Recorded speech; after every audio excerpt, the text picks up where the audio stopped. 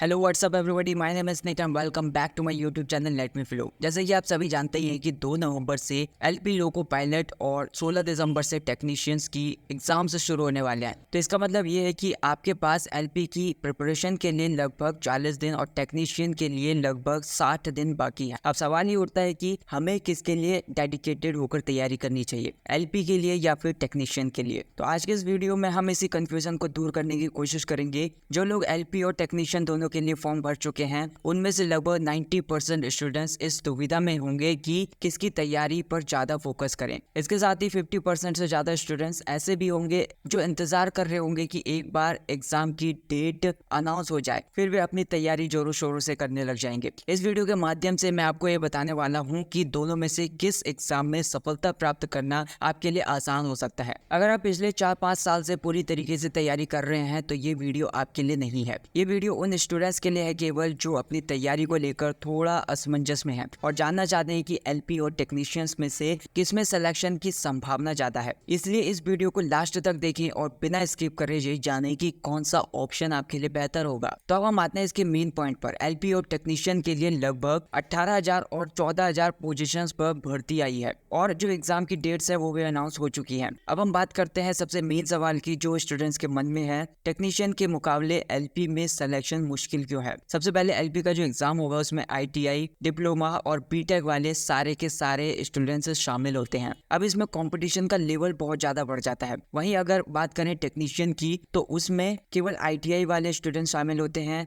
जिससे यहाँ का जो कंपटीशन होता है वो थोड़ा सा आसान हो जाता है। यही कारण है कि टेक्नीशियन में सिलेक्शन के चांसेस ज्यादा होते हैं। इसके अलावा एलपी का जो एग्जाम होगा उसमें मेन 3 स्टेजेस होंगी, CBT 1, CBT 2 और साइको टेस्ट। तीनों को क्लियर करना होगा, जबकि टेक्नीशियन की परीक्षा में केवल एक ही एग्जाम होता है। अगर आप एक ही एग्जाम में 100% देकर उसे पास कर लेते हैं तो आपको सीधे डॉक्यूमेंट वेरिफिकेशन के लिए बुलाया जाएगा। इसलिए टेक्नीशियन की परीक्षा की तैयारी करना थोड़ा सा सरल हो जाता है, खासकर उन स्टूडेंट्स के लिए जो अपनी तैयारी को लेकर श्योर नहीं है। अब बात कर लेते हैं सिलेबस की। एलपी के एग्जाम में आपको मैथ, रीजनिंग, बेसिक साइंस और जनरल अवेयरनेस जैसे बहुत सारे सब्जेक्ट पढ़ने पड़ते हैं, जबकि टेक्नीशियन के एग्जाम में आपको केवल 3 मेन सब्जेक्ट मैथ्स, रीजनिंग और साइंस पर फोकस करना होता है। जनरल अवेयरनेस का सिलेबस काफी वाइड होता है, लेकिन अगर आप उस पर ज्यादा ध्यान ना दें और अगर केवल इन 3 सब्जेक्ट्स पर ध्यान केंद्रित करें तो आपके पास तैयारी के लिए पर्याप्त समय होगा और सिलेक्शन के चांस भी ज्यादा होंगे। अगर हम कट ऑफ की बात करें एलपी के एग्जाम में, क्योंकि डिप्लोमा और बीटेक वाले स्टूडेंट्स भी भाग लेते हैं तो कट ऑफ थोड़ा हाई हो सकता है।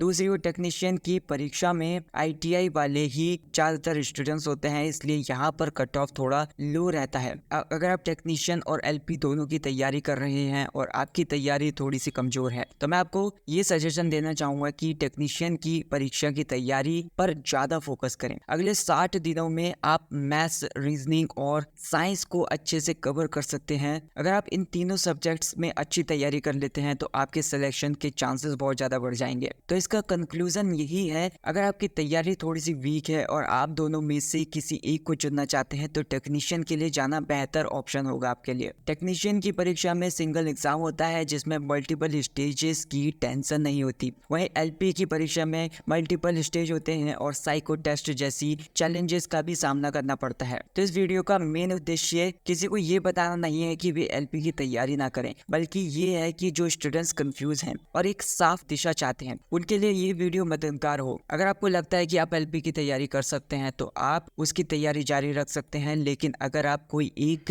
रास्ता चुनना चाहते हैं और आपकी तैयारी थोड़ी सी कमजोर है तो टेक्नीशियन की तैयारी पर ज्यादा फोकस करना आपके लिए एक अच्छा ऑप्शन होगा। लास्ट में बस मैं यही कहना चाहूंगा कि अगर आपके मन में कोई भी डाउट है तो मुझे कमेंट करके जरूर बताइए। अगर वीडियो पसंद आए तो वीडियो को लाइक कर देना, चैनल को सब्सक्राइब कर देना। Thank you so much for watching this video.